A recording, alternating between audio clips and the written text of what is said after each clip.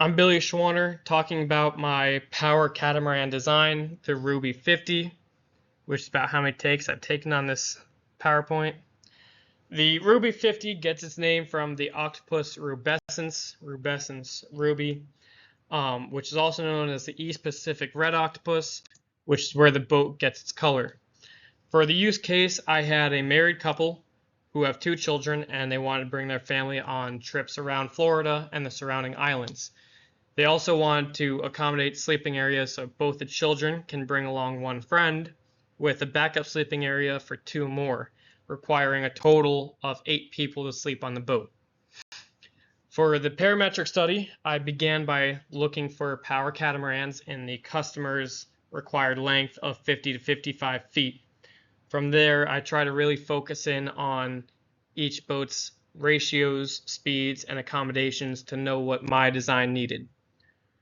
For the demi-hull design, I began by starting with the math for each one and then modeling them and running them through a CFD. I did this 4 or 5 different times to try and optimize performance and get the best results. From that, I got this design on the right side of the screen. This hull has a length of 15.5 meters, a beam of 2.1, and a draft of 0.68 meters. I then took that design and ran it through a multi-speed CFD to try and find my required horsepower, ending up with 2 400 horsepower engines. So I selected a 400 horsepower engine that's produced by Yanmar, and partnering that with my propeller selection, I got a max speed of 25.2 knots, which perfectly hits my targeted max speed of 25 knots.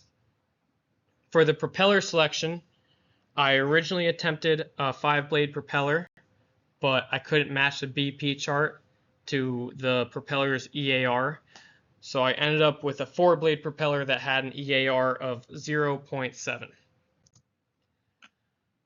For the build of the boat, the customers wanted a composite build, so I went with a sandwich construction using the Vectorply EQ XM2608 for the glass and Garrett Core Cell M80 for the core, giving me a total thickness of 34 millimeters minimum. In the starboard hull, you have the master suite, which features a king-size bed with storage on both sides that double as a nightstand, as well as a head with a rainfall shower, 2 sinks, and light back mirrors. On the port side hull, you have a VIP suite that has a full-size bed and a hanging locker right next to it, and storage/nightstand on the other side. And on the aft side of that hull, you have bunk beds. Each bed is a twin-size bed with a hang locker under the top bunk. In the cabin, you have a cabin settee with a drop-down table, and when that table is dropped down, you have a sleeping area for 2 more, giving us our required sleeping area for 8. When this table is up, you have a sitting area for 6 people. In the main cabin, you have that settee we discussed on that left side, but straightforward ahead of that, you have a seating area and a pop-up TV stand. Next to that, you have a piano, which the customers really needed, as well as the galley. In the galley, you have a large 2-side sink with a soap dispenser, and you have a 2-burner stovetop, a fridge, and then across from that, you have an island that has a wine cooler and a microwave. You also have a wet and dry bar. By wet and dry, I mean wet is outside and dry is in the cabin. This bar is built into the aft cabin wall and has sliding glass to open up and close to keep the weather outside. The aft deck, you can see your wet side of the bar, but you also have a eating area with fold-out tables to complete the full table, as well as an aft cooking area and a hidden away outdoor shower. This aft cooking area I named the aft galley because I didn't know what else to call it, and cooking area sounds too long. But it features a full sink, a glass cleaner, a decent size preparation area. That top folds down to protect that whole area, and a built-in grill.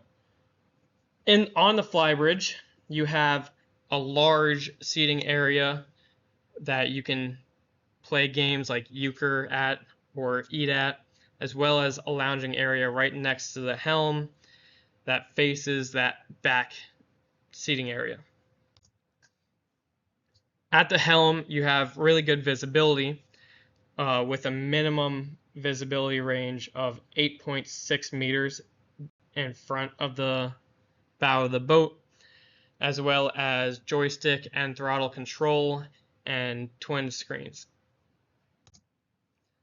So what went well, I was able to find places where I could sleep a total of 8 people on the boat, and my proportions were all pretty good, and I really like my aft deck design. But what didn't go so well was the main cabin kind of leaked into the hulls. So what would I do different? I would bring the hull sides up so I could adjust the cabin and the flybridge upwards for better results, so I don't have that kind of main cabin leaking into the hulls. I would also make that cabinet curve glass so you can have like a nice cool display for wine glasses and whatnot. So yeah, it's my presentation. Thank you. Done.